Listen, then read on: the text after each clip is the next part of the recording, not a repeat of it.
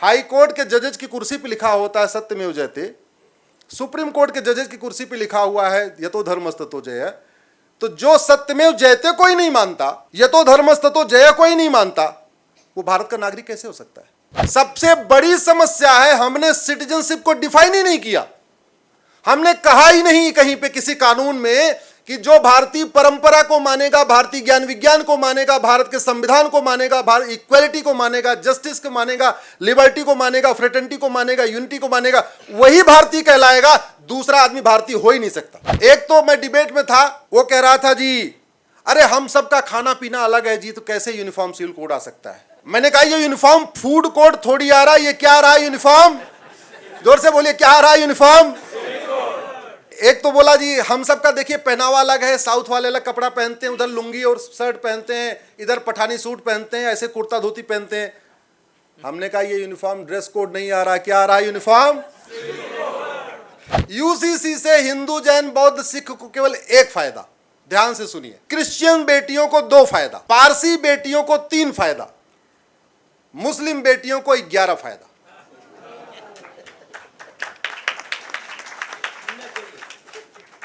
इसलिए जिसको सबसे ज्यादा फायदा उसके नेता विरोध कर रहे हैं, जहां कुछ नहीं मिलने वाला वो सपोर्ट कर रहे हैं। धर्मेंद्र और हेमा मालिनी एक दिन के लिए मुस्लिम बने थे कि धर्मेंद्र भी चूंकि पहले से पत्नी थी, हेमा मालिनी की पहले से पति थे, तो उन्होंने ये तय कर लिया काम करो एक दिन के लिए गोल मारो, एक दिन के लिए मंदिर छोड़ो, इधर चलो जाके कलमा पढ़ो, आओ शादी कर लो, अगले दिन से फिर मंदिर।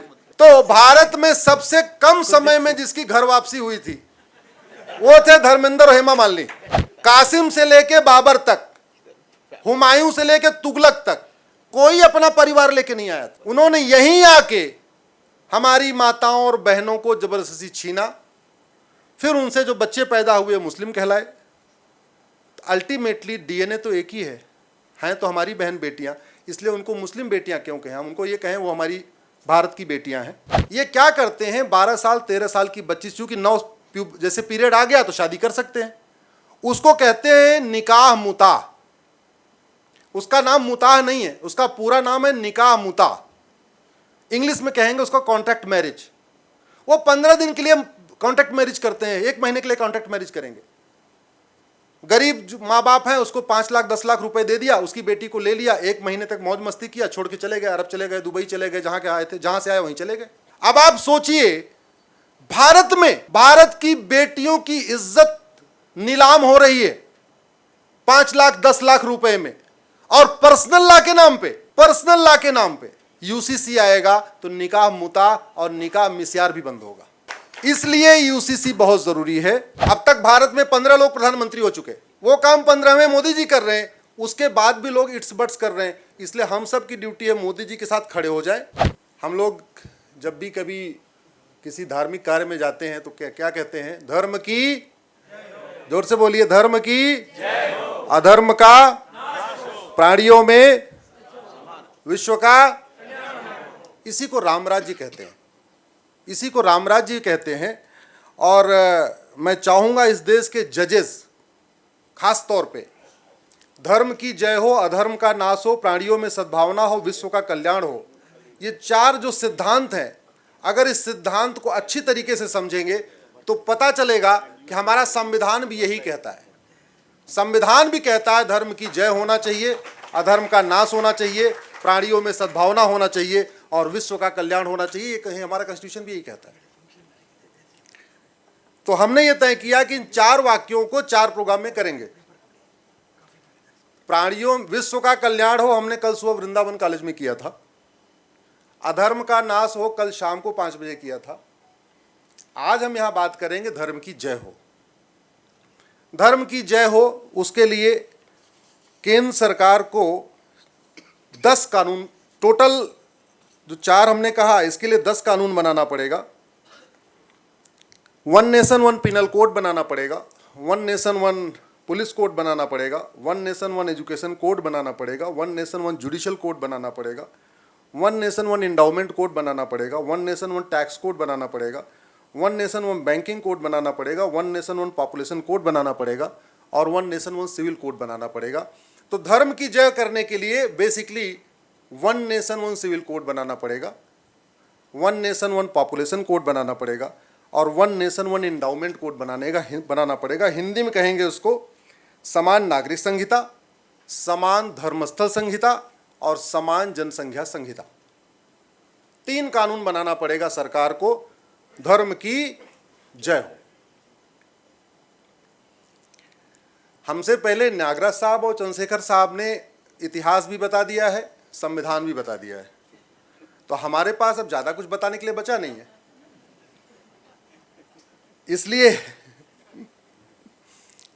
इसलिए मैं तो केवल ये कहता हूं, संविधान का मतलब है संविधान,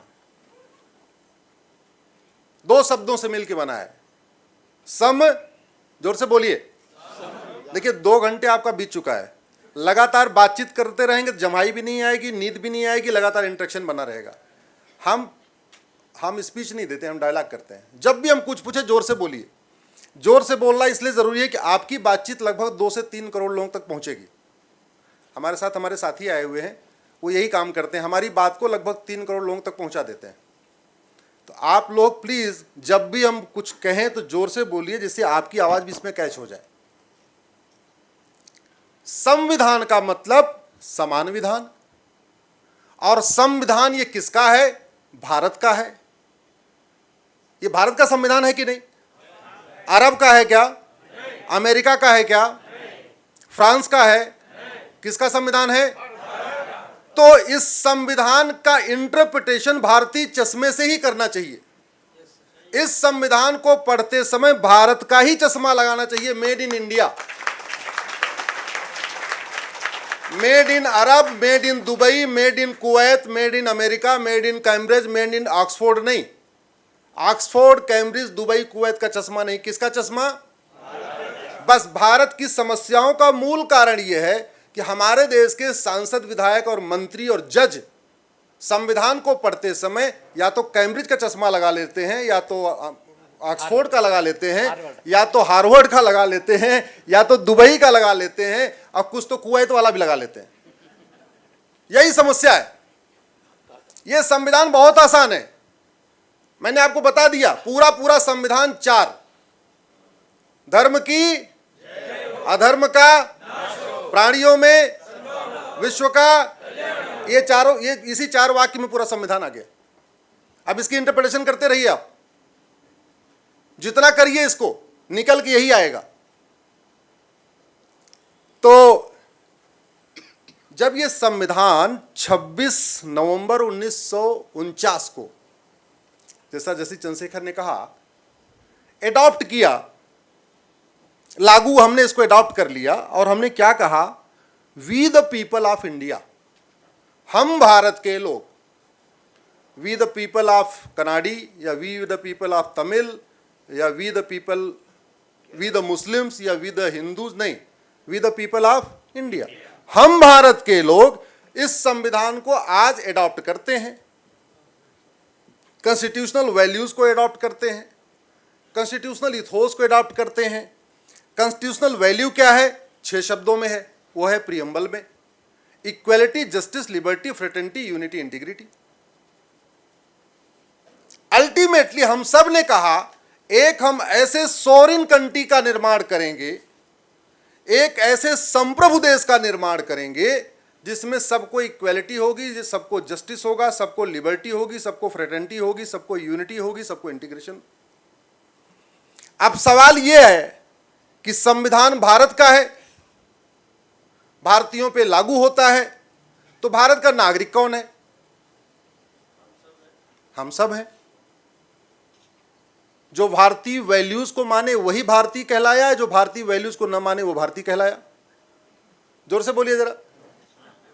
अरे भारतीय वो हुआ जो भारतीय जीवन शैली को माने, भारतीय पूजा पद्धति को माने, भारतीय रीति रिवाज को माने, भारतीय परंपरा को माने, भारतीय ज्ञान विज्ञान को माने, Indian culture, Indian tradition, Indian habits, Indian lifestyle, उसको जो माने वही तो भारतीय हुआ ना।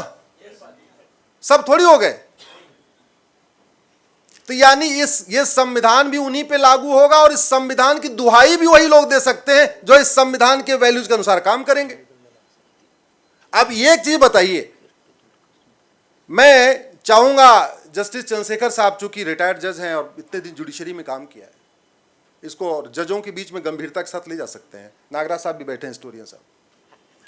अगर किसी का बिलीफ इंडियन बिलीफ के खिलाफ है, इंडियन बिलीफ है वसुधैव कुटुंबकम, इंडियन बिलीफ है नारी तू नारायणी, इंडियन बिलीफ है सर्वधर्म संभाव, इंडियन बिलीफ है सबका साथ सबका विकास, इंडियन बिलीफ है सभी मनुष्य सभी प्राणी समान है, लेकिन जिसका बिलीफ यह है कि नहीं सभी प्राणी समान ही नहीं है, क्या उनको भी भारत का संविधान प्रोटेक्ट करता है क्या? आप लोग सोचिए। हाँ, कर रहा है, करना चाहिए क्या? लार्जर इशू ये है, लार्जर इशू ये है कि जो Indian custom, Indian tradition, Indian language, Indian system, नारी तू नारायणी, सर्वधर्म संभाव, वसुधैव कुटुंबकम को मानते ही नहीं है, वो भारत के नागरिक कैसे हो सकते हैं? अनफॉर्चुनेटली इंडियन सिटीजनशिप कहीं डिफाइन ही नहीं है। सेक्शन 5, सेक्शन 6 में जो डिफाइन है वो तब के लिए है कि जब बंटवारा हो रहा था तो ये कहा गया कि जो लोग यहां पैदा हो गए, जिनके माता पिता वो भारतीय हैं, और जो लोग इस समय यानी 26 नवंबर 1949 को जो लोग पाकिस्तान से आ गए हैं वो भी भारतीय हैं। लेकिन ये नहीं कहीं लिखा हुआ है जैसे अमेरिका में है, सिंगापुर में है, कि आपको सिटीजनशिप अगर आपको मिलेगी तो आपको ये आपको 10 रूल फॉलो करना पड़ेगा। अमेरिका की सिटीजनशिप लेना कितना कठिन है आपने कभी सुना होगा, 20-20 साल लगता है ग्रीन कार्ड मिलने में। सिंगापुर की सिटीजनशिप लेने में कम से कम 10 साल लग जाता है, चाइना की सिटीजनशिप में कम से कम 10 साल लग जाता है, जापान की सिटीजन में कम से कम 15-20 साल लग जाता है, और रिटर्न में देना होता है। मैं ये भी मानूंगा, ये भी मानूंगा, ये भी मानूंगा, ये भी मानूंगा, ये भी मानूंगा, ये भी मानूंगा। और भारत में सबसे बड़ी समस्या है, हमने सिटीजनशिप को डिफाइन ही नहीं किया। हमने कहा ही नहीं कहीं पे किसी कानून में कि जो भारतीय परंपरा को मानेगा, भारतीय ज्ञान विज्ञान को मानेगा, भारत के संविधान को मानेगा, भारत इक्वलिटी को मानेगा, जस्टिस को मानेगा, लिबर्टी को मानेगा, फ्रेटर्निटी को मानेगा, यूनिटी को मानेगा, वही भारतीय कहलाएगा, दूसरा आदमी भारतीय हो ही नहीं सकता। ये कहीं लिखा ही नहीं हमने। सारी समस्या की जड़ ये है। प्रियम्बल का पहला इक्वलिटी है, गोल क्या है? इक्वलिटी। जो रिलीजन इक्वलिटी को मानते ही नहीं, वो मेल मेल को इक्वल नहीं मानते, मेल फीमेल को इक्वल नहीं मानते, वो इंडियन कैसे हो सकते हैं? इसलिए हमें समझना पड़ेगा, भारत में 2 टाइप के रिलीजियस ग्रुप रहते हैं। एक इंडियन रिलीजियस ग्रुप है, एक फॉरेन रिलीजियस ग्रुप है। इंडियन जो रिलीजन है उनमें एक समानता है, और मैं चाहता हूं कि जो इंटेलेक्चुअल्स हैं इस पर चिंतन करें। जो इंडियन रिलीजन है, उदाहरण के लिए जैनिज्म, बुद्धिज्म, सिखिज्म, ये कॉन्स्टिट्यूशन के जो 6 वर्ड है ना, equality, justice, liberty, fraternity, unity, integrity, उसको मानते हैं। उनके किताब में आप गुरु ग्रंथ साहिब पढ़िए, उसमें इक्वलिटी, जस्टिस, लिबर्टी, फ्रेटर्निटी लिखा हुआ है। आप जैनिज्म की किताब उठा के देखिए, उनके गुरुओं की बात सुनिए, वो हमेशा equality, justice, liberty, fraternity, unity की बात करेंगे। आप बुद्धिज्म की टीचिंग्स देख लीजिए, equality, justice, liberty, fraternity, unity. यानी जैनिज्म, बुद्धिज्म, सिखिज्म ये कॉन्स्टिट्यूशन को मानते हैं। भारत चलता है संविधान से, तो स्वाभाविक सी बात है, अब हमें समय आ गया है कि हम सिटीजनशिप को डिफाइन करें कि जिसका बिलीफ सिस्टम इस कॉन्स्टिट्यूशन को मानता है उसको इंडियन सिटीजनशिप मिलेगी, जो नहीं मानेगा उसको नहीं मिलेगी। हमने 2 बहुत बड़ी गलती किया है, हमने 2 बहुत बड़ी गलती किया, और मैं चाहता हूं कि आज़ादी के 75वें साल में इस पर चर्चा हो, इंटेलेक्चुअल्स बहस करें, एडिटर्स बहस करें, जजेस बहस करें, प्रोफेसर्स इस पर चिंतन करें। दो चीज को डिफाइन करना पड़ेगा जो अभी गड़बड़ है। पहला ये कि पैदा होते ही भारतीय, इसको ठीक करना पड़ेगा। दूसरा 18 साल होते ही वोटर, इसको भी ठीक करना पड़ेगा। 18 साल में वोटर, भाई 18 साल का हो गया, वो संविधान को माने ना माने, भारत के माने या ना माने, ऐसे थोड़ी हो जाएगा। 18 साल के वोटर में भी जो राइट टू वोट मिलता है, इसको भी विथ टर्म्स कंडीशन देना चाहिए कि मैं ये मानूंगा, ये मानूंगा, ये मानूंगा, ये मानूंगा, ये मानूंगा, तब उसको वोटर आईडी मिलनी चाहिए। अगर धर्म की जय करना हो, धर्म की जय करना है तो धर्म के रास्ते पे चलना पड़ेगा, तो धर्म के अनुसार कानून बनाना पड़ेगा। और सबसे अच्छी बात यह है कि हमारे सुप्रीम कोर्ट के जजेस की कुर्सियों पे लिखा हुआ है यतो धर्मस्ततो जय। सुप्रीम कोर्ट के जजेस की कुर्सी पे लिखा हुआ यतो धर्मस्ततो जय। जस्टिस चंद्रशेखर साहब बैठते होंगे जिस कुर्सी पे, उस पे लिखा हुआ था सत्यमेव जयते। हाई कोर्ट के जजेस की कुर्सी पे लिखा होता है सत्यमेव जयते। सुप्रीम कोर्ट के जजेस की कुर्सी पे लिखा हुआ है यतो धर्मस्ततो जय। तो जो सत्यमेव जयते को ही नहीं मानता, यतो धर्मस्ततो जय को ही नहीं मानता, वो भारत का नागरिक कैसे हो सकता है? इसलिए संविधान की इंटरप्रिटेशन की जो सबसे बड़ी जिम्मेदारी हाई कोर्ट सुप्रीम कोर्ट को है, मुझे लगता है हाई कोर्ट के सुप्रीम कोर्ट के जजेस को इस बात पे चिंतन करना चाहिए कि क्या पैदा होते ही आदमी भारतीय हो जाएगा और 18 साल का होते ही वो भारतीय, उसको वोटर आईडी मिल जाएगी, या इसमें कुछ टर्म्स कंडीशन की जरूरत है। जज भी सोचें, सांसद विधायक भी सोचें, मंत्री भी सोचें, प्रोफेसर भी सोचें, और आप सब लोग जो बड़ी संख्या में आए हैं, middle class, upper class, elite class, business class, जहां सब लोग आप लोग बैठे हुए, आप लोग इस पर चिंतन करें। ये मैं इसलिए कह रहा हूं कि नेचर से इसको सीखिए। एक बगीचे में आप 5 आम का पेड़ लगाइए और 5 बबुल का पेड़ लगा दीजिए। आम के पेड़ को बड़ा करने के लिए आपको उसकी साफ सफाई करनी पड़ेगी, उसमें खाद भी डालना पड़ेगा, आपको पानी भी डालना पड़ेगा, निराई गुड़ाई भी करनी पड़ेगी, जानवरों से बचाने के लिए थोड़ा उसमें बैरिकेटिंग भी लगानी पड़ेगी, बाड़ भी लगानी पड़ेगी। बबुल के पेड़ को आपको कुछ नहीं करना, न खाद पानी देना है, न कुछ करना है, और जानवर भी इसको नहीं खाएंगे। और 10 साल के बाद, ध्यान से समझिए, 10 साल के बाद उस बगीचे में पता कितने पेड़ रहेंगे? 5 आम लगाया, 5 बबुल लगाया, 10 साल बाद कितने पेड़ होंगे उस बगीचे में? गलत, 5 ही पेड़ होंगे। आम सूख जाएगा, बबुल ही बचेगा, आम सूख जाएगा। तो धर्म की जय हो, यह ड्यूटी सबकी है, मध्यम वर्ग की भी है, जो भारत के लोग हैं सबकी ड्यूटी है धर्म की जय हो। लेकिन पता है सबसे ज्यादा ड्यूटी किसकी है? जिसने संविधान की शपथ लिया है। और शेड्यूल 3 में शपथ कौन कौन लेता है? सांसद, विधायक, मंत्री और जज।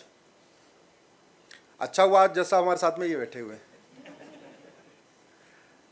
शेड्यूल 7 में शपथ कौन कौन लेता है? सांसद, विधायक, मंत्री और जज, मतलब मुख्यमंत्री, प्रधानमंत्री, सब शेड्यूल 7 में शपथ बनी हुई है। सॉरी, शेड्यूल 3 में। शेड्यूल कॉन्स्टिट्यूशन के शेड्यूल 3 में जो ओथ है, दुर्भाग्यवश इसको लोग बस जब ज्वाइन करते हैं तभी लेते हैं, रेगुलर नहीं लेते। लेकिन मेरा यह मानना है कि हाई कोर्ट के जजों को, सुप्रीम कोर्ट के जजेस को, सांसद, विधायक, मंत्रियों को पर डे सुबह एक बार ऑफिस जाने से पहले इस ओथ को जरूर पढ़ना चाहिए।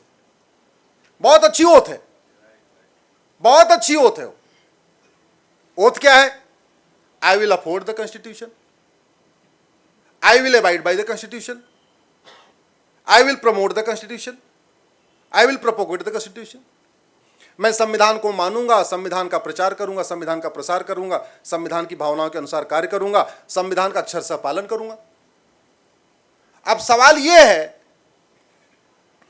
कि जैसे कोई मान लीजिए व्यक्ति, जज का अपॉइंटमेंट हो गया, कॉलेजियम ने कह दिया भाई ठीक है ये एडवोकेट साहब को जज बनाया जाएगा, कॉलेजियम रिकमेंड भी कर दे, राष्ट्रपति साइन भी कर दें, जब तक वो ओथ नहीं लेगा तब तक वो जज नहीं कहलाएगा।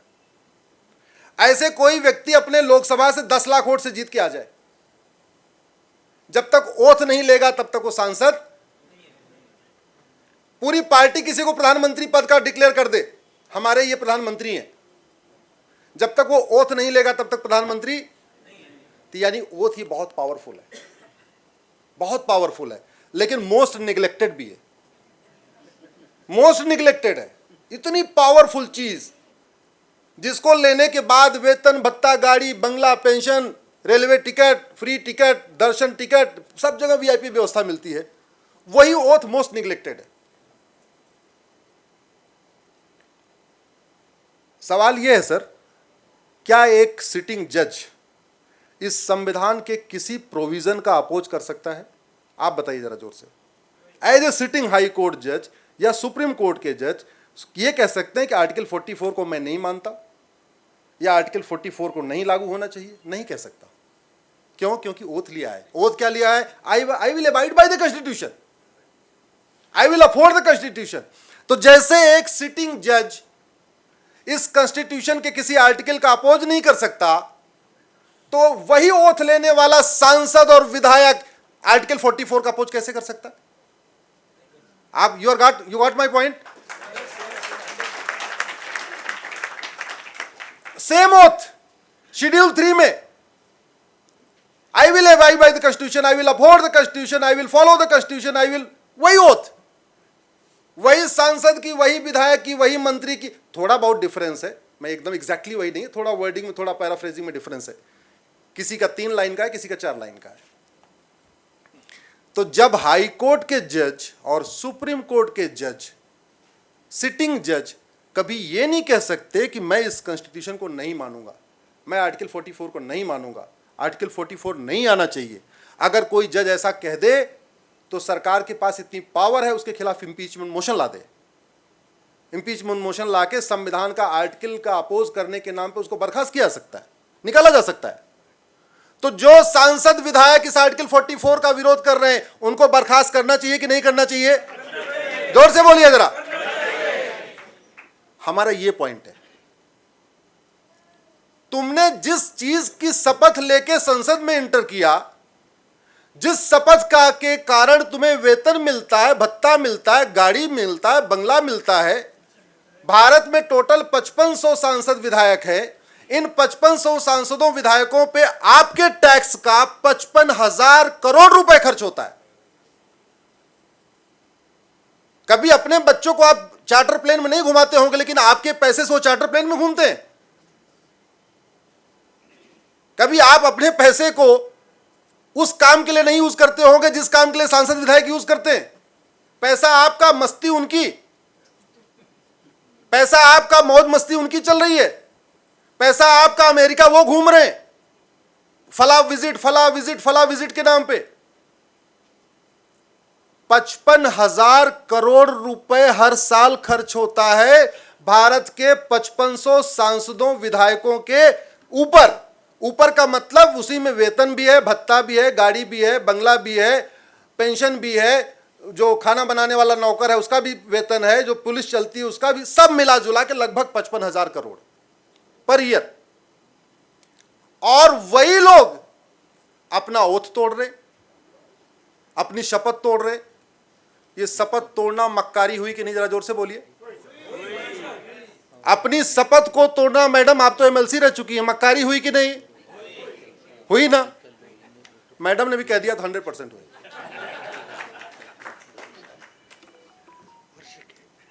तो इसलिए मैं कहता हूं, भारत का आम आदमी भी जिसने शपथ नहीं लिया है, एक तरीके से उसने भी इनडायरेक्ट शपथ लिया है। क्यों? क्योंकि प्रियम्बल में लिखा हुआ है we the people of India. तो जिसने शपथ नहीं लिया है उसने भी प्रियम्बल के अनुसार शपथ लिया है। लेकिन सांसद, विधायक, मंत्री, जज तो शेड्यूल 3 में जाके एक अलग से भी शपथ लिए हुए हैं। हम संविधान को मानेंगे, संविधान के अनुसार कार्य करेंगे, सब कुछ करेंगे। तो फिर यूनिफॉर्म सिविल कोड का विरोध करना संविधान के साथ धोखा है, अपनी ओथ के साथ धोखा है, अपनी ड्यूटी के साथ मक्कारी है। और मैं तो कहता हूं ये देश के साथ भी गद्दारी है, ये देश के साथ गद्दारी है। जो काम नेहरू जी को करना था वो अब तक भारत में 15 लोग प्रधानमंत्री हो चुके। मोदी जी 15वें व्यक्ति हैं जो प्रधानमंत्री बने हैं। तो जो काम शुरू के 14 लोगों को करना था वो काम 15वें मोदी जी कर रहे हैं, उसके बाद भी लोग इट्स बट्स कर रहे हैं। इसलिए हम सब की ड्यूटी है मोदी जी के साथ खड़े हो जाए, उनका सपोर्ट करें, और जो अपनी शपथ के साथ मक्कारी कर रहे हैं, गद्दारी कर रहे हैं, देशद्रोह कर रहे हैं, उनको सबक सिखाएं, उनका घेराव करें, उनके डेमोक्रेटिक तरीके से उनके साथ जाएं, उनको संविधान की कॉपी दिखाएं, उनको शेड्यूल 3 में उनकी ओथ दिखाएं और पूछे भैया तूने ओथ लिया था, ये बता तू विरोध कैसे कर सकता है? सपोर्ट करना तेरी ड्यूटी है, तू विरोध कैसे करेगा? जहां तक यूसीसी के बारे में कंफ्यूजन की बात है, ऐसी ऐसी बातें यूसीसी पे चल रही हैं, मतलब भारत के कुछ नेताओं को लगता है कि ये जनता ना पागल है, कुछ भी बोलो ये मान लेगी। ये कुछ नेता हैं ऐसे पाखंडियों को सबक सिखाना जरूरी है। एक तो मैं डिबेट में था, वो कह रहा था जी अरे हम सबका खाना पीना अलग है जी, तो कैसे यूनिफॉर्म सिविल कोड आ सकता है? मैंने कहा ये यूनिफॉर्म फूड कोड थोड़ी आ रहा है, ये क्या आ रहा है यूनिफॉर्म? जोर से बोलिए, क्या आ रहा है यूनिफॉर्म? एक कलाकार आया, बोला जी हम सबका पहनावा अलग अलग है। मैंने नोट किया हुआ है अब तक कौन कौन क्या बोल चुका है, नाम नहीं लूंगा उसका। बोला जी, एक तो बोला जी हम सबका देखिए पहनावा अलग है, साउथ वाले अलग कपड़ा पहनते हैं, उधर लुंगी और शर्ट पहनते हैं, इधर पठानी सूट पहनते हैं, ऐसे कुर्ता धोती पहनते हैं। हमने कहा ये यूनिफॉर्म ड्रेस कोड नहीं आ रहा, क्या आ रहा है यूनिफॉर्म? एक बोला जी देखो हम सबका जो है रहन सहन अलग है, घर हमारा अलग होता है, ऐसे होता है, इधर ऐसा घर ऐसा घर। हमने कहा यूनिफॉर्म हाउस कोड भी नहीं आ रहा, क्या आ रहा है यूनिफॉर्म? एक बोला जी हम सबकी आइडेंटिटी अलग है, हमारी पहचान अलग है, तो ये कैसे यूनिफॉर्म सिविल कोड आ सकता है? मैंने कहा यूनिफॉर्म आइडेंटिटी कोड नहीं आ रहा, क्या आ रहा है यूनिफॉर्म? एक बोला हमारी प्रेयर अलग अलग है, यूसीसी आएगा हमारी प्रेयर एक जैसी हो जाएगी। अरे हमने कहा बेवकूफ, ये यूनिफॉर्म प्रेयर कोड नहीं है, क्या आ रहा है यूनिफॉर्म? एक बोला जी हमारे त्योहार अलग अलग है, तो कैसे यूसीसी आएगा? मैंने कहा यूनिफॉर्म फेस्टिवल कोड भी नहीं आ रहा है, क्या आ रहा है यूनिफॉर्म? एक बोला जी हमारे रिलीजन अलग अलग है, हमारा वो अलग अलग है, तो हमने कहा ये यूनिफॉर्म रिलीजियस कोड भी नहीं आ रहा है, क्या आ रहा है यूनिफॉर्म? एक बोला हमारे कस्टम अलग अलग है। एक तो बड़ा कलाकार, वो बैरिस्टर भी है, समझ गए होंगे आप, बैरिस्टर, हाँ बाहर से लंदन से बैरिस्टर बन के आया। वो बोला जी ट्राइबल का क्या होगा? उसको अब पहले ट्राइबल की चिंता नहीं थी, उसकी पार्टी में कहीं ट्राइबल वाइबल नहीं है, उसकी पार्टी में कोई ट्राइबल ऑफिस बियरर भी नहीं है, कोई भी उसकी पार्टी का चाहे वो प्रवक्ता हो चाहे जिसने भी हो, कोई उसमें ट्राइबल नहीं है। लेकिन अब उसको एकाएक ट्राइबल की चिंता हो गई है, तो वो कह रहा था जी ट्राइबल का क्या होगा, ट्राइबल के कस्टम अलग हैं। हमने कहा ये यूनिफॉर्म कस्टम कोड भी नहीं आ रहा, क्या आ रहा है यूनिफॉर्म? एक बोला जी हमारे ट्रेडिशन अलग है, हमने कहा भैया ये यूनिफॉर्म ट्रेडिशन कोड भी नहीं आ रहा, क्या आ रहा है यूनिफॉर्म? और एक तो बड़ा कलाकार बोला जी तमिलनाडु वालों की भाषा, उसको पता तमिल बनाम हिंदी करने से लड़ाई हो सकती है। बोला जी तमिलनाडु की भाषा अलग है, कर्नाटक की भाषा अलग है, उधर कन्नड़ बोलते हैं, इधर तमिल बोलते हैं। हमने कहा ये यूनिफॉर्म लैंग्वेज कोड भी नहीं आ रहा, क्या आ रहा है यूनिफॉर्म? अब देखते हैं 10 झूठ तो हमने जवाब दे दिया है, अब आगे कोई और झूठ आएगा तो देखेंगे आगे और क्या जवाब देना है। ये 10 झूठ का मैंने जवाब अब तक टीवी पे दिया हुआ है, वो मैंने इसलिए नोट करके रखा हुआ था। अब यूसीसी से होगा क्या? अब यूसीसी से होगा क्या? देखिए एक बात मैं आपको बता दूं, ये तो हो गई झूठ यूसीसी का विरोध करने वालों को, लेकिन हमारे समर्थक हैं जो यूसीसी वाले, वो भी गजब के एकदम पूरे जोश में हैं, वो भी इसका अलग इंटरप्रिटेशन कर रहे हैं। एक बोले अच्छा बताओ यूसीसी आएगा तो जैसे यूपी में बाबा बुलडोजर लेके दौड़ा लेते हैं, ऐसे कर्नाटक में दौड़ेगा क्या? मैंने कहा देखिए मैंने कहा ना, ये यूसीसी क्या है, पॉलिटिकल फुटबॉल हो रखा है। समर्थक भी इसका अंध समर्थन कर रहे हैं, विरोधी भी इसका अंध विरोध कर रहे हैं, दोनों तरफ से मामला चल रहा है। इधर प्रॉब्लम उधर है, हाँ जिनको नहीं पता, लेकिन वो चूंकि बीजेपी के मैनिफेस्टो में मोदी जी ने कह दिया, तो जो मोदी जी ने कह दिया तो समर्थन करना है, और चूंकि मोदी जी ने कह दिया इसलिए विरोध करना है। ले दे के सारा सेंटर में मोदी जी है। और सच्चाई तो ये है कि मोदी जी का जो बर्थ डेट है ना, वो 17 सितंबर 1950 को है। मोदी जी कब पैदा हुए? 1950 में। और मोदी जी की पैदा होने के 2 साल पहले यूनिफॉर्म सिविल कोड संविधान में आ गया था।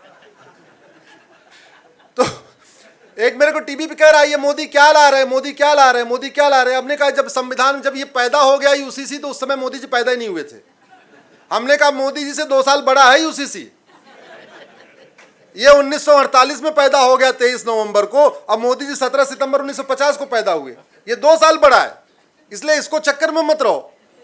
अब इसके समर्थक कैसे कैसे हैं उसको भी आप लोग समझ लीजिए।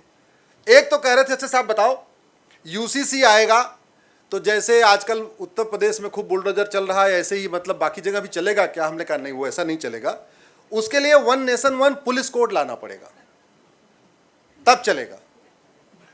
ये 1 नेशन 1 पुलिस कोड नहीं आ रहा है, क्या आ रहा है? यूनिफॉर्म 1 नेशन 1 सिविल कोड आ रहा है। एक बोले अच्छा जी ये यूसीसी आ जाएगा तो ये सड़क के किनारे मज़ार दरगाह बहुत बनती जा रही हैं, ये तो हराम भी है। इस्लाम में हराम है मज़ार दरगाह, अरब के देशों में एक भी नहीं है। इस्लाम में तो अल्लाह की इबादत के अलावा किसी की इबादत ही नहीं हो सकती। और 5 बार ये कहा भी जाता है ला इलाहा इल्लल्लाह, अल्लाह के अलावा और कोई इबादत के लायक नहीं। तो मेरे पास वो आए थे यूसीसी के समर्थक बड़े जोश में, बोले साहब यूसीसी आएगा तो मज़ार दरगाह गिर जाएगी ना। हमने कहा बिल्कुल नहीं गिरेगी, उसका अलग व्यवस्था रखनी पड़ेगी, उसका अलग कानून बनेगा, इससे कोई लेना देना नहीं। बोले साहब ये देखो ये तो हराम है और ये तो अजान में कहते हैं अल्लाह के अलावा किसी की इबादत नहीं हो सकती, तो फिर ये मज़ार में किसकी इबादत कर रहे हैं, ये दरगाह में किसकी इबादत कर रहे हैं। अरब में एक भी दरगाह नहीं है, एक भी मज़ार नहीं है, एक भी पक्का कब्रिस्तान नहीं है। फिर देखो यहाँ भारत में क्यों बनते जा रहे हैं, आपके बेंगलोर में भी बन रहा है, उडुपी में भी बन रहा है, दक्षिण कनाडा में भी बन रहा है, उत्तर कनाडा में भी बन रहा है, मंगलुरु में भी बन रहा है, हर जगह बनता जा रहा है, पूरे भारत में बन रहा है। हमने कहा लेकिन वो यूसीसी से नहीं गिरेगा, उसके लिए कुछ और ही कानून बनाना पड़ेगा। हाँ इसकी जागरूकता बहुत ज़रूरी है कि जब ला इलाहा इल्लल्लाह कह दिया, अल्लाह के अलावा और कोई इबादत के लायक नहीं है, तो मज़ार में कौन से अल्लाह बैठे हुए, दरगाह में कौन से अल्लाह बैठे हुए, नहीं है। इसलिए मज़ार दरगाह हराम है और इसलिए खाड़ी देशों में एक भी नहीं है। जहाँ इस्लाम शुरू हुआ ना वहाँ एक भी मज़ार, ना एक भी दरगाह, एक भी पक्का कब्रिस्तान। लेकिन ये अलग विषय है।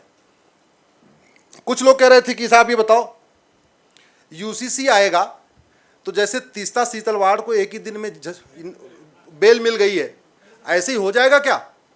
हमने कहा उसके लिए 1 नेशन 1 जुडिशल कोड लाना पड़ेगा, पुलिस रिफॉर्म करना पड़ेगा, जुडिशल रिफॉर्म करना पड़ेगा। तीस्ता सीतलवाड़ को जिस तरीके से जमानत दी गई बहुत अच्छा है, ऐसा ही जस्टिस सिस्टम सबके लिए होना चाहिए, ऐसा ही होना चाहिए कि हाँ 11 बजे बेल मिली हाई कोर्ट से, 11 बजे हाई कोर्ट ने बेल खारिज किया, 1 बजे एसएलपी फाइल हुई सुप्रीम कोर्ट में, 2 बजे मेंशनिंग हुई, 3 बजे बेंच बैठी, 2 जजों की बेंच की, 2 जजों में डिफरेंस हो गया कि नहीं इसको, जब एक ने बोला जमानत देना है, एक ने नहीं देना है। मामला सीजीआई के पास गया, सीजीआई साहब भरतनाट्यम देख रहे थे, सारे जज वहाँ भरतनाट्यम देख रहे थे, फंक्शन चल रहा था। और उसके बाद तुरंत 3 जजों की बेंच बनी और फिर वहीं से जो लोग भोजन कर रहे थे वहीं से 3 जज भोजन करके सीधे कोर्ट आ गए, भरतनाट्यम वाला फंक्शन छोड़ के ही। और उसके बाद फटाफट सुनवाई हुई और रात को बेल हो गई 9 बजे तक। मेरा ये मानना है कि ऐसा ही judicial system, super fast model वाला, मतलब इसको कहिए कि इसको आप लोग कह सकते हैं तीस्ता सीतलवाड़ मॉडल। सीतलवाड़ मॉडल का जुडिशल सिस्टम मुझे लगता है पूरे देश में होना चाहिए, लेकिन वो यूसीसी से नहीं आएगा। उसके लिए जुडिशल चार्टर लागू करना पड़ेगा, अलग व्यवस्था करनी पड़ेगी।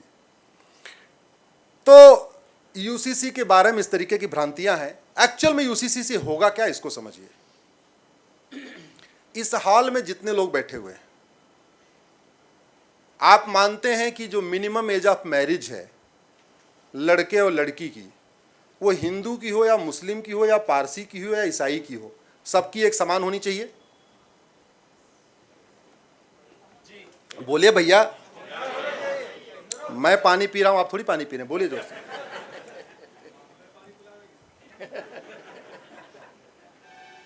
मिनिमम एज ऑफ मैरिज समान होनी चाहिए।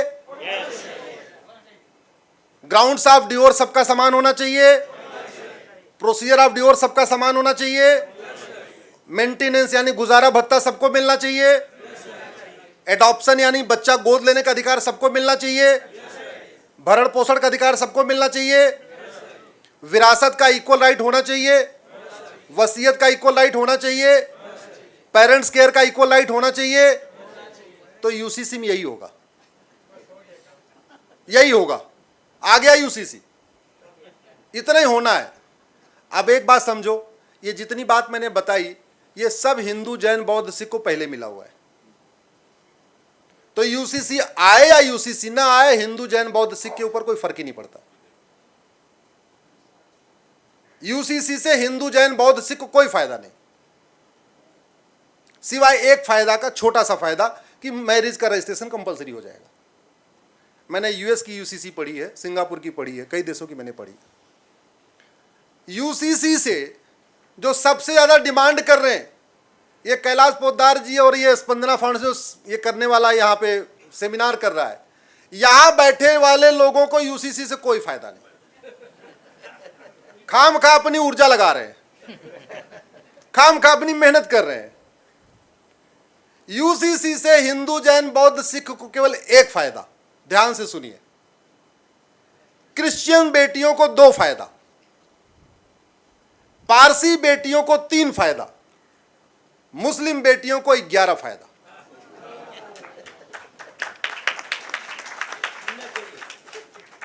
इसलिए जिसको सबसे ज्यादा फायदा उसके नेता विरोध कर रहे हैं, जहां कुछ नहीं मिलने वाला वो सपोर्ट कर रहे हैं। लेकिन इस बात का हमें गर्व होना चाहिए कि हिंदू जैन बौद्ध सिख कितने राष्ट्रभक्त हैं, कितना संविधान को मानने वाले हैं, कि वो अपना फायदा वायदा नहीं देख रहे हैं। हिंदू जैन बौद्ध सिख अपना फायदा नहीं देख रहे हैं, वो तो ये कह रहे हैं संविधान में लिखा हुआ है इसलिए लागू होना चाहिए।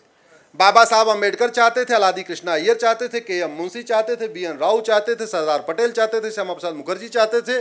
चूंकि 300 लोगों ने मिलके एक मत से तय किया, वोटिंग भी, हालांकि वोटिंग तो नहीं हुई लेकिन मतलब एक मत से आया, अंबेडकर साहब भी तो उसमें थे, कि 23 नवंबर 1948 को जब हमारे कॉन्स्टिट्यूशन में आ चुका है तो ये लागू होना चाहिए। एक देश एक विधान होना चाहिए। एक देश एक विधान मांग रहा है हिंदुस्तान, एक देश एक विधान मांग रहा है हिंदुस्तान, ये होना चाहिए।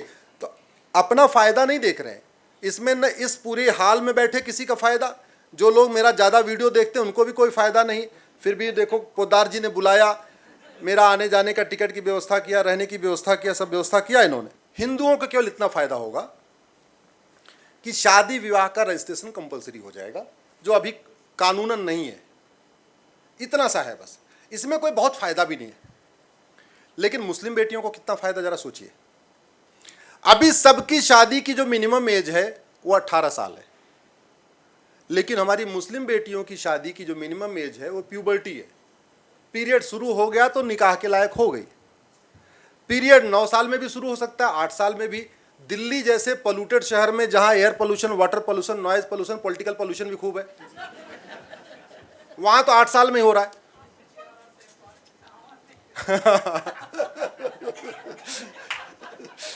तो हाँ, जिसका मैं फाउंडर मेंबर रहा हूं।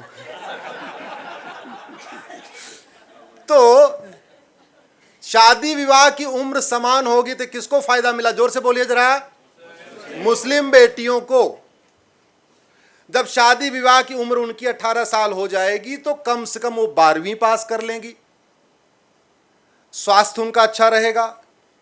अर्ली एज में मैरिज होने के जो बहुत सारे नुकसान हैं, तबीयत खराब हो जाती है और भी दुनिया भर के माल न्यूट्रिशन की प्रॉब्लम होती है और अलग अलग तरीके की प्रॉब्लम होती है, वो खत्म हो जाएगी। थोड़ा कम से कम 12वीं तक हमारी वो मुस्लिम बेटी भी पढ़ लेगी, जो बड़ी संख्या में है। भाई 50% तो मुस्लिम बेटियां हैं ना भारत में। अगर 25 करोड़ मुस्लिम हैं तो उसके 50% तो हमारी महिलाएं भी हैं, उनको फायदा हो जाएगा। हमारी क्रिश्चियन बेटियों को 2 फायदा मैंने बताया था। पहला फायदा, शादी का रजिस्ट्रेशन कंपलसरी हो गया। दूसरा उनको फायदा होगा, उनका कूलिंग पीरियड 2 साल का है। कूलिंग पीरियड का मतलब ये हुआ कि अगर पति पत्नी दोनों अपनी शादी तोड़ना चाहते हैं और ज्वाइंटली अगर अप्लाई करते हैं कोर्ट में, तो कोर्ट उनको शांत मन से सोचने का टाइम देती है, जिसको एक लीगल वर्ड यूज करते हैं कूलिंग पीरियड। हिंदू जैन बौद्ध सिख में वो कूलिंग पीरियड 6 महीने का है। क्रिश्चियंस में वो कूलिंग पीरियड 2 साल का है। अगर दोनों तैयार हों आज की डेट में 2023 में, आज 23 जुलाई 2023 को, तो अगर हिंदू का मैटर है तो जनवरी में तलाक हो जाएगा, लेकिन अगर क्रिश्चियंस का मैटर है तो 2025 में जाके तलाक होगा। ये प्रॉब्लम है।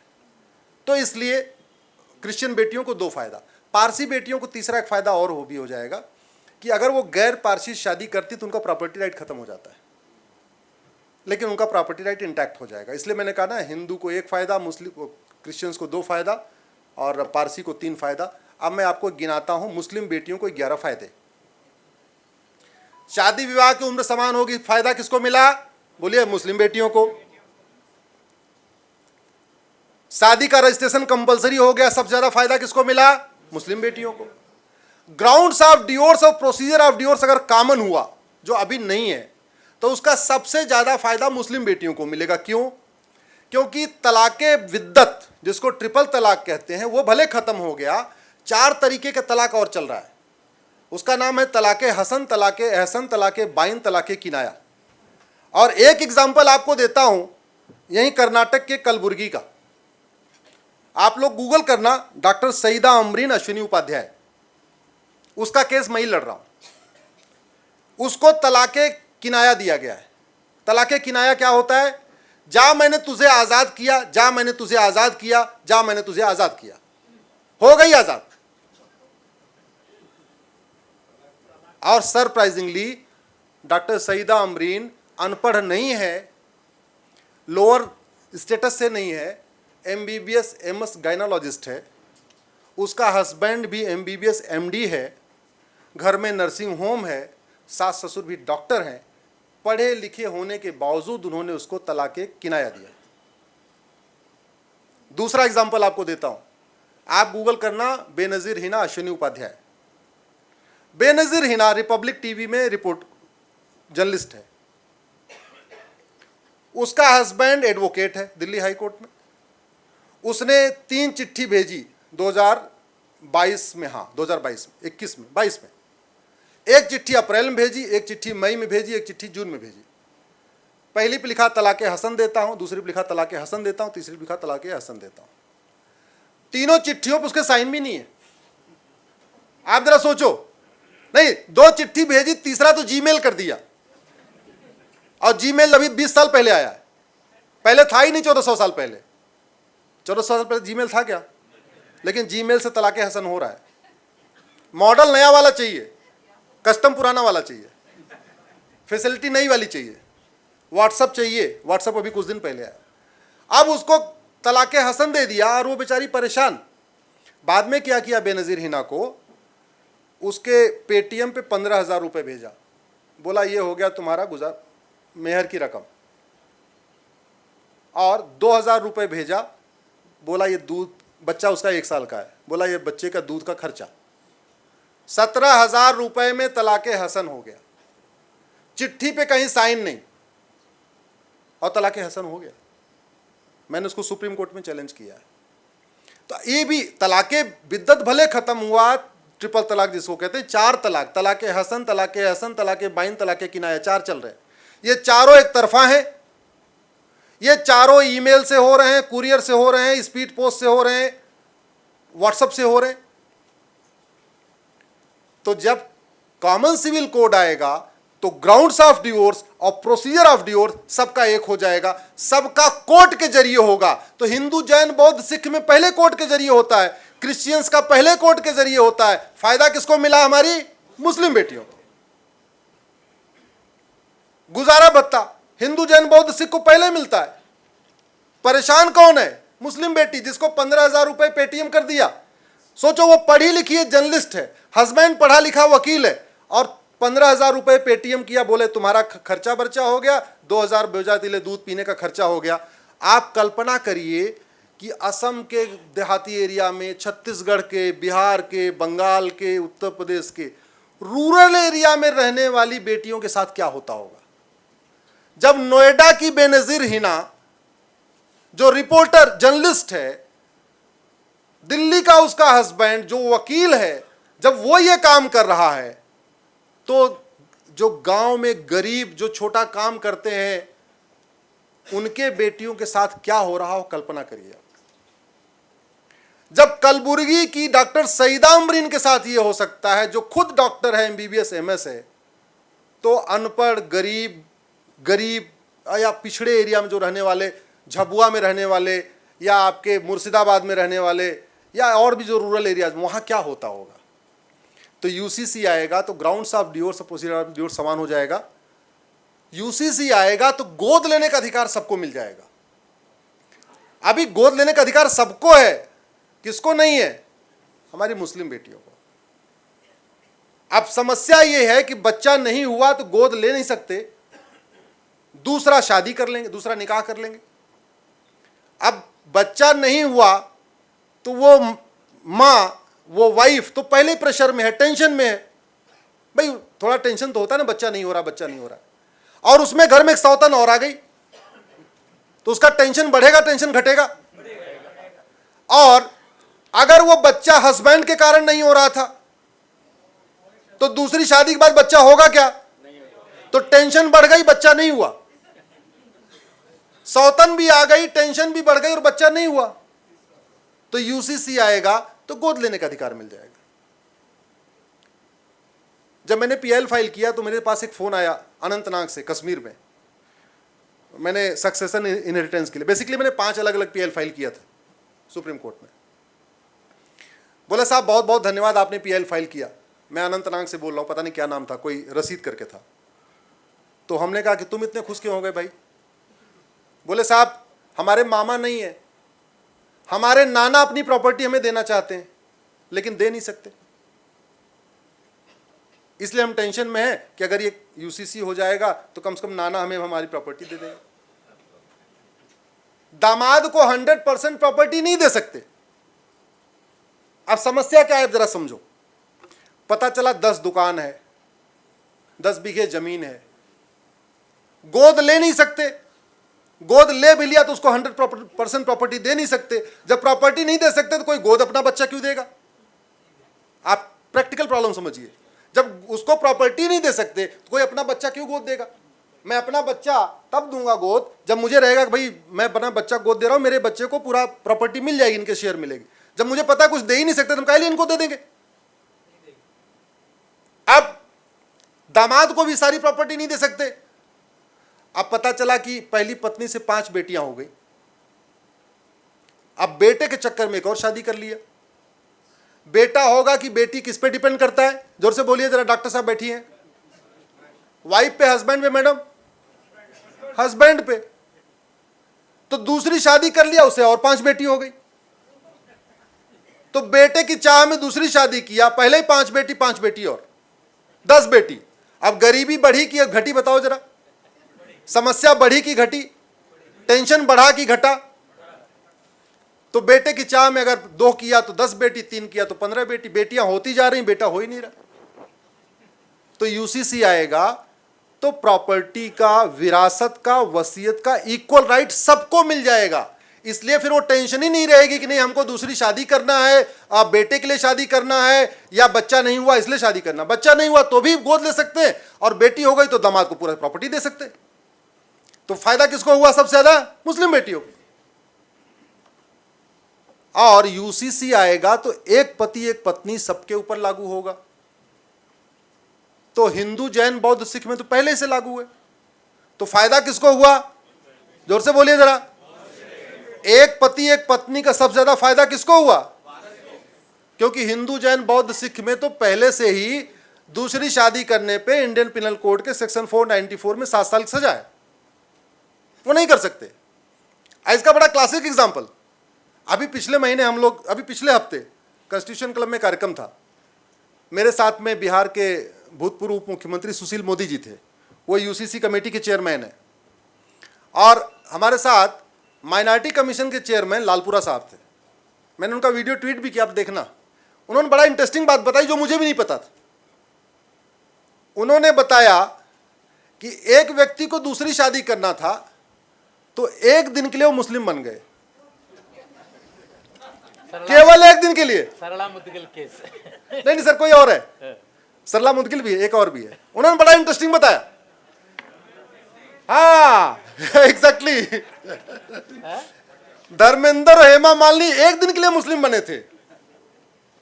ये मुझे नहीं पता था, ये मुझे उस दिन पता, कॉन्स्टिट्यूशन पिछले हफ्ते पता चला।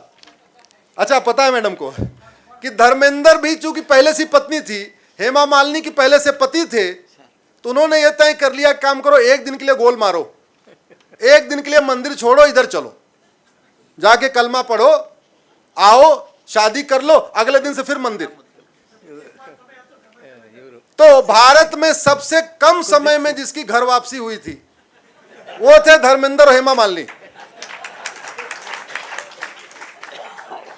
24 घंटे से कम समय में वापस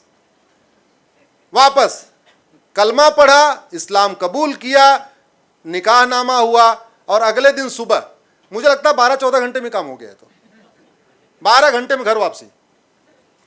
तो यूसीसी आएगा, ऐसे मिसयूज भी नहीं होगा। सरला मुदगल वाला केस तो बहुत फेमस केस है। सरला मुदगल केस का साहब ने याद दिलाया।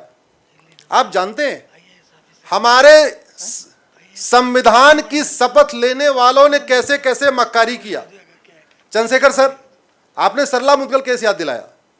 सरला मुदगल केस में पैरा नंबर 36 और पैरा नंबर 41 में सुप्रीम कोर्ट ने केंद्र सरकार को कहा, तुम एफिडेविट फाइल करके बताओ कि यूसीसी कब आएगा। कुलदीप सिंह का जजमेंट है सरला मुदगल केस में। लेकिन उस समय की सरकारों ने फिर वही मक्कारी किया, नमक हरामी किया, संविधान की शपथ के साथ खिलवाड़ किया और एफिडेविट फाइल नहीं किया। नहीं तो 2023 में जो आना है ये 1995 में आ गया होता, उस समय आ गया होता, थोड़ा एफर्ट किया होता तो नहीं किया। तो मैं कुल मिला के ये कह रहा था कि यूसीसी से पूरे भारत का फायदा है। अभी हमने इसको कैटेगरी वाइज इसलिए समझने के लिए बताया मुस्लिम बेटियों को, लेकिन अल्टीमेटली मुस्लिम बेटियां भी तो भारत की ही बेटियां हैं। और वैसे भी जो मुस्लिम बेटियां हैं यहाँ पे, पहले क्या थी, पहले सब हिंदू ही थे भाई। जैसे हमारे जो सैनिक हैं जाते हैं कश्मीर में लड़ने, तो कोई अपना परिवार लेके जाता है क्या? नहीं, सब अकेले अकेले जाते हैं। ऐसे जो लुटेरे चलते हैं लूटने के लिए, तो अपनी फैमिली लेके चलते हैं क्या? अकेले अकेले चलते हैं। तो जितने लुटेरे भारत में आए, कासिम से लेके बाबर तक, हुमायूं से लेके तुगलक तक, कोई अपना परिवार लेके नहीं आया था। उन्होंने यहीं आके हमारी माताओं और बहनों को जबरदस्ती छीना, फिर उनसे जो बच्चे पैदा हुए मुस्लिम कहलाए। अल्टीमेटली डीएनए तो एक ही है, हैं तो हमारी बहन बेटियां, इसलिए उनको मुस्लिम बेटियां क्यों कहें? हम उनको ये कहें वो हमारी भारत की बेटियां हैं। जैसा आपने शब्द यूज किया, बिल्कुल सही यूज किया है। इसलिए यूसीसी बहुत जरूरी है। आर्टिकल 17 कहता है कि छुआछूत नहीं होगा। क्यों सर? यही है, abolish, untouchability is abolished, article 17 कहता है। और जो अनटचबिलिटी फैलाए उसके खिलाफ कठोर कानून होना चाहिए। आज की डेट में जैसे अगर मंदिर में कोई, ऐसे होता नहीं है लेकिन कभी एक्सेप्शनल केस आते हैं कि मंदिर में किसी को जाने से रोक दिया, वो फंडामेंटल राइट्स में डाले। हाँ, मैं आ रहा हूं। किसी को कभी घटना आती है कि वो कोई ट्राइबल था, वो मंदिर में जा रहे थे, उसको रोक दिया, तो उसके लिए कानून अपना काम करता है, बाकायदा कानून है। लेकिन हमारे मंदिर सभी हिंदुओं के लिए, अगड़े पिछड़े, दलित, सवर्ण, ये वो, जैन, बौद्ध, सिख, कोई भी मंदिर में जा सकता है।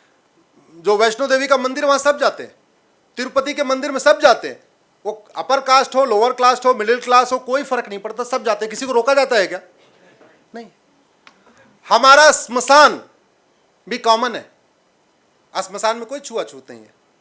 जहां जलाया जाता है वहां सबको जलाया जाता है, अपर क्लास को भी, लोअर क्लास को भी, एलिट, जो भी एलिट क्लास भी है, अगड़ा है, पिछड़ा, सब वहीं जलाए जाते हैं। मंदिर भी कॉमन है, स्मशान भी कॉमन है, लेकिन मस्जिद आज भी अलग अलग चल रही हैं। हालांकि ये मुझे नहीं कहना चाहिए, कायदे से उनको कहना चाहिए जो मुस्लिम्स के रहनुमा बनते हैं, लेकिन आज मैं बता रहा हूं, आज भी सिया की मस्जिद अलग है, सुन्नी की मस्जिद अलग है, बरेलवी की अलग है, देवबंदी की अलग अलग, अहमदिया की अलग है, और मस्जिद छोड़िए कब्रिस्तान भी अलग अलग है। मतलब आश्चर्य की बात है, जहां हमारे यहां मंदिर सबके लिए खुला हुआ है, स्मशान एक है, कहते हैं तुम्हारे यहां जातिवाद है, और जहां मस्जिद भी अलग है, कब्रिस्तान भी अलग है, कह रहे हमारे यहां जातिवाद नहीं है, हमारे यहां छुआछूत नहीं। मतलब नैरेटिव आप जरा सोचिए, इस बात पे गंभीरता के साथ चर्चा होनी चाहिए कि सभी जो मस्जिदें हैं उसमें सभी मुस्लिम क्यों नहीं जाना चाहिए, चाहे वो सिया हो, सुन्नी हो, अहमदिया हो, बरेली हो, देवबंदी हो, कोई भी हो, अलग अलग क्यों? क्योंकि अल्टीमेटली भारत संविधान से चल रहा है, न वेद से, न पुराण से, न बाइबल से, न कुरान से, किससे चल रहा है?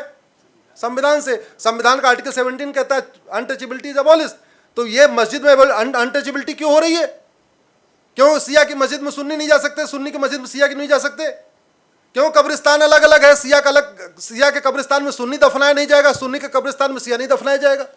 वैसे तो पक्का कब्रिस्तान अपने आप में हराम है, अरब में है ही नहीं है, अरब में नहीं है, वहां रिसाइकिल कर देते रहते हैं। कब्रिस्तान बनाया, कुछ दिन के बाद भर गया, उसको जुताई गुड़ाई कर दिया, लेवलिंग कर दिया लगा के जेसीबी, उसके बाद फिर वहीं दफनाना शुरू कर दिए। परमानेंट नहीं होता स्ट्रक्चर वहां पे, हराम है। लेकिन मैं उस पर नहीं जाता हूं, चलो भारत में रहते हैं, कब्रिस्तान बन रहा है। मैं तो ये कह रहा हूं छुआछूत क्यों चल रहा है? ये छुआछूत हटना चाहिए कि नहीं? और अगर आप भारत में रह के और फिर भी वो छुआछूत फैला रहे हो तो फिर आप संविधान को नहीं मानते, और जब संविधान को नहीं मानते तो इसका मतलब आप भारत के नागरिक नहीं हो। इसलिए मैं कह रहा हूं भारत की नागरिकता को परिभाषित करना बहुत जरूरी है। भारत का नागरिक बनने के लिए 10 पॉइंट 15 पॉइंट की टर्म्स कंडीशन बनाना बहुत जरूरी है। राइट टू वोट 18 साल पे होने के लिए एक अंडरटेकिंग लेना जरूरी है कि मुझे आप कृपया, जैसे एप्लीकेशन अप्लाई तो करते ही है ना, वोटर वो जब बनाते हैं अपना वोटर आईडी बनवाते हैं, पोदार साहब बहुत वोटर आईडी बनाते रहते हैं ये तो वोटर आईडी में कंडीशन होनी चाहिए, एप्लीकेशन में लिखा होना चाहिए कृपया आप मुझे एक स्टैंडर्ड फॉर्मेट होना चाहिए कि भाई मैं 18 साल का हो गया हूं, ये मेरा डेट ऑफ बर्थ सर्टिफिकेट है, कृपया मुझे आप वोटर आईडी दे दीजिए और मैं ये मानूंगा, ये मानूंगा, ये मानूंगा, ये मानूंगा, ये मानूंगा, और कॉन्स्टिट्यूशन को मानूंगा। हाँ, और उसमें फिर ये भी होना चाहिए जब वोटर आईडी इश्यू हो तो भी लिखा होना चाहिए कि तुम जब तक संविधान को मानोगे तब तक तुम्हारी वोटर आईडी काम करेगी, जैसे तुम वायलेट कर दो कि तुम्हारी वोटर आईडी खत्म हो जाएगी।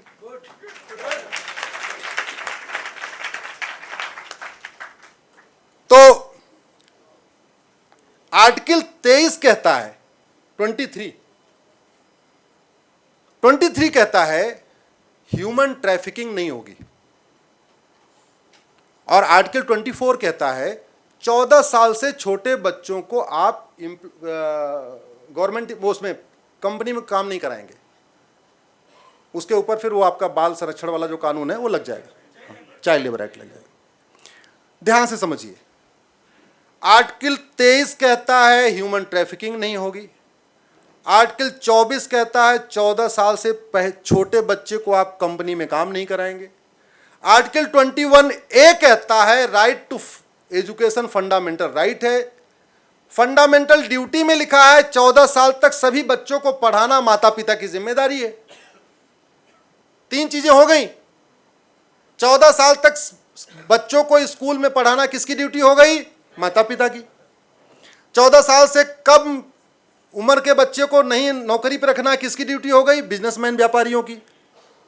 14 साल से कम बच्चों पे ह्यूमन ट्रैफिकिंग हो, कुछ भी हो तो वो नहीं होना चाहिए, सरकार को रोकना ड्यूटी है, इसलिए हमारा पॉक्सो कानून बना हुआ है। लेकिन आप जानते हैं 2 कुरीतियां चल रही हैं भारत में जहां पॉक्सो लगता ही नहीं है। एक को कहते हैं मुताह, एक को कहते हैं मिस्यार। आप लोग गूगल करना, मुताह अश्विनी उपाध्याय, मिस्यार अश्विनी उपाध्याय। मैंने उसको सुप्रीम कोर्ट में चैलेंज किया हुआ है, अभी मैटर 5 जजों को रेफर हो चुका है। उसमें एक्चुअली मैंने 5 चीज़ें चैलेंज किया है। मैंने पॉलीगैमी यानी 4 शादी भी चैलेंज किया है, हलाला भी चैलेंज किया हुआ है, मुताह भी चैलेंज किया हुआ है, मिस्यार भी चैलेंज किया हुआ है, और जो ये हर तहसील में शरिया कोर्ट बन गई हैं जिसको दारुल कज़ा कहते हैं, वो दारुल कज़ा भी चैलेंज किया हुआ है। हो सकता है अगस्त में उस पर सुनवाई शुरू हो जाए। पहले 2 जजों की बेंच सुन रही थी, फिर 3 जजों को रेफर हुआ, अभी वो मैटर 5 जजों को रेफर हो चुका है। अरब के शेख आते हैं, और अरब के शेख नहीं, भारत के ही जो बड़े बड़े पैसे वाले हैं, ये क्या करते हैं 12 साल 13 साल की बच्ची, चूंकि 9 जैसे पीरियड आ गया तो शादी कर सकते हैं, उसको कहते हैं निकाह मुताह। उसका नाम मुताह नहीं है, उसका पूरा नाम है निकाह मुताह। इंग्लिश में कहेंगे उसको कॉन्ट्रैक्ट मैरिज। वो 15 दिन के लिए कॉन्ट्रैक्ट मैरिज करते हैं, 1 महीने के लिए कॉन्ट्रैक्ट मैरिज करेंगे। गरीब माँ बाप हैं, उसको 5 लाख 10 लाख रुपए दे दिया, उसकी बेटी को ले लिया, 1 महीने तक मौज मस्ती किया, छोड़ के चले गए, अरब चले गए, दुबई चले गए, जहां के आए थे, जहां से आए वहीं चले गए। 5 लाख नहीं सर, 5,000 के लिए हो रहा है। हाँ, अब आप सोचिए, भारत की बेटियों की इज्जत नीलाम हो रही है 5 लाख 10 लाख रुपए में, और पर्सनल लॉ के नाम पे, पर्सनल लॉ के नाम पे यूसीसी आएगा तो निकाह मुता और निकाह मिस्यार भी बंद होगा। एक उससे भी खतरनाक, और नाम उसमें भी निकाह जोड़ दिया, उसको कहते हैं निकाह हलाला। मतलब जितनी कुरीति है सब में पहला शब्द निकाह जोड़ दो तो निकाह मुता, निकाह मिस्यार, निकाह हलाला। आपने निकाह हलाला के बारे में मुझे कुछ नहीं बताना है, आप सुनते रहते होंगे। बड़ा एक इंटरेस्टिंग केस आया था मुजफ्फरनगर में। शौहर अरब में नौकरी करता था, उसके ससुर ने अपनी डॉटर इन लॉ का रेप कर दिया। इमराना नाम था उसका। उसके बाद हंगामा हुआ, काजी के पास वो महिला गई, बोले मेरे ससुर ने मेरा रेप कर दिया है। तो बोले तुम्हारा ससुर कहाँ हो? तो तुम्हारा शौहर हो गया। तो बोले वो शौहर हो गया तो मेरा शौहर जो दुबई में है? बोले तुम्हारा बेटा हो गया। भाई यही हुआ ना, फिर तो यही हुआ। और आश्चर्य की बात है, यूसीसी का विरोध करने वाला कोई भी सांसद, विधायक, मंत्री उस इमराना के साथ खड़ा नहीं हुआ। बोला अब क्या होगा? बोला अब यह होगा कि तुम्हारा ससुर तुम्हें तलाक दे। उसने पूछा कि अब मैं अपने वापस शौहर के साथ कैसे रह सकती हूं? तो बोले ससुर जो पहले रेप कर चुका है वो तुम्हें तलाक दे, तुम किसी और के साथ हलाला करो, निकाह हलाला, यानी एक दिन वो भी तुम्हें रखे, फिर वो तुम्हें तलाक दे, फिर वापस तुम अपने हस्बैंड के साथ जा सकते हो। Can you imagine? ये भारत में हो रहा है। जिस भारत में नवरात्रे में लड़कियों की पूजा होती है, जिस भारत में नारी तू नारायणी का कॉन्सेप्ट है, जिस भारत में कहा गया है कि जहां नारी की पूजा होती है, यत नारति पूजते रमनते तत्र देवता, कि जहां नारी की पूजा होती है वहां देवता निवास करते हैं, हमारे मनुस्मृति में लिखा हुआ है। उस भारत में यह हो रहा है निकाह हलाला। तो यूसीसी आएगा तो यह निकाह हलाला भी बंद होगा। और मेरे पास वो फेडरल पिनल कोड, एक बार जरा हाथ उठाइए, उसको उठा दीजिए आप। ये अमेरिका का फेडरल पिनल कोड है। जैसे भारत में इंडियन पिनल कोड चलता है, अमेरिका में फेडरल पिनल कोड चलता है। यहां तो खतना में 5 साल की सजा है, जेनिटल म्यूटेशन पे 5 साल की सजा है, और यहां खतना ऐसे लगता फंडामेंटल राइट हो गया है। यूसीसी आएगा तो बहुत सारी कुरीतियों का समाधान होगा। लेकिन जैसा मैंने पहले ही कहा, बीमारी का फायदा उसी को होगा ना जहां बीमारी है, दवा का फायदा उसी को होगा जहां समस्या है। जो स्वस्थ है उसको दवा थोड़ी चाहिए। तो जो लोग बार बार कहते हैं यूसीसी क्या मुस्लिम महिला, हाँ मुस्लिम महिलाओं के लिए जरूरी है। फैक्ट ये, क्योंकि हिंदू जो कोड बिल आया उसके द्वारा बहुत सारी कुरीतियां खत्म हो गई। बची खुची जो थोड़ी बहुत थी, ऑनरेबल चंद्रशेखर जस्टिस साहब के जैसे बहुत सारे हाई कोर्ट में जज आए, सुप्रीम कोर्ट में जज आए, उन्होंने अपने फैसलों के द्वारा एक एक करके थोड़ा थोड़ा स्टेप लिया, थोड़ा थोड़ा स्टेप लिया, तो बचा खुचा भी पूरा खत्म कर दिया। तो हिंदू, जैन, बौद्ध, सिख में महिला पुरुष एक समान है, पति पत्नी एक समान है, बेटा बेटी एक समान है। तो यूसीसी का फायदा स्वाभाविक सी बात है, हिंदू, जैन, बौद्ध, सिख को हो ही नहीं सकता। यहां जब इक्वलिटी आ गई, समान नाग हो चुके, फिर समान नागरिक संहिता का फायदा कैसे होगा? समान नागरिक संहिता का फायदा वहां होगा जहां अनइक्वलिटी है, जहां असमानता है, वहां फायदा होगा। एक और जो बहुत बड़ा झूठ बोला जाता है, खासतौर पे बैरिस्टर बोलता है। बैरिस्टर तो बोल ही रहा था, बीच में देखा चिदम्बरम साहब ने भी बोला था, सिब्बल साहब ने बोला। कहते हैं जी आर्टिकल 25 हमको राइट टू रिलीजन देता है, आर्टिकल 19 हमको फ्रीडम ऑफ एक्सप्रेशन देता है, आर्टिकल 19 में बोलने की आजादी है। सही बात है। गाली देने की आजादी है क्या? जोर से बोलिए। जैसे आर्टिकल 19 में बोलने की आजादी है, गाली देने की नहीं, वैसे आर्टिकल 25 में धर्म की आजादी है, अधर्म की नहीं। आर्टिकल 25 में रीतियों की आजादी है, कुरीतियों की नहीं। आर्टिकल 25 में प्रथा की आजादी है, कुप्रथा की नहीं। आर्टिकल 25 की शुरुआत ही subject to public order, health and morality से होती है। लेकिन नैरेटिव गढ़ने में बड़े एक्सपर्ट लोग हैं। सिब्बल साहब जैसे संविधान के एक्सपर्ट, चिदम्बरम साहब जैसे कॉन्स्टिट्यूशन के एक्सपर्ट भी झूठ बोल रहे हैं कि आर्टिकल 25 में क्या होगा। अरे भाई, That was considered in तलाक केस also. हाँ, ये सारा Bano case that was considered. तो इसलिए ये एक बहुत बड़ा झूठ है। और वैसे भी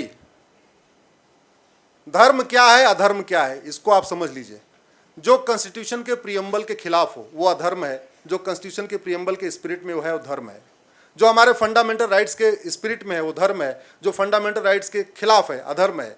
जो आर्टिकल 14, 15, 16 सिखाता है equal opportunity, equality before law, equal protection of law, equal opportunity, जो इसके स्पिरिट में है वो धर्म है, जो इसके खिलाफ है वो अधर्म है। तो इसलिए संविधान धर्म की आज़ादी देता है, अधर्म की नहीं। रीतियों की आज़ादी देता है, कुरीतियों की नहीं। प्रथा की आज़ादी देता है, कुप्रथा की नहीं। इसलिए ये दलील बिल्कुल बेकार है। मैं चाहता हूँ कि इसका जितना ज़्यादा प्रचार प्रसार हो, जितना ज़्यादा स्पिरिट में ज़्यादा लंबा चले, उतना अच्छा है।